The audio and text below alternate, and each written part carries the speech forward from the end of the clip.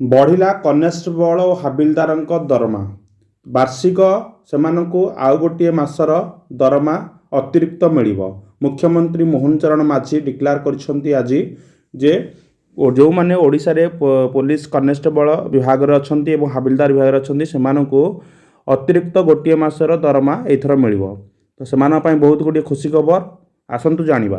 एक मासर अधिक दरमा को नूतन वेतन हार प्रदान करने ये व्यवस्था खूब शीघ्र करा जिवो। मोटरसाइकेल भत्ता संबंध में आपंकर साइकेल भत्ता बाबद को मात्र 300 टंका प्रदान करा जाउछि। बहुत दिन धरिक ये भत्ता को मध्य वृद्धि करा जाई नथिला।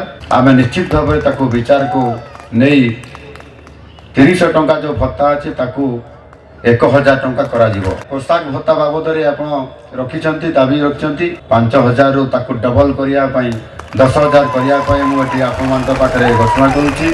तो आपण माने जानिले बे तो ओडिशा सिपाही माने बा कनेस्टेबल आ हबिलदार मानकर ड्रेस अलाउंस मध्य बढ़िला जोटा कि 5000 थिला सेटा वृद्धि करा जाय 10,000 करा गला।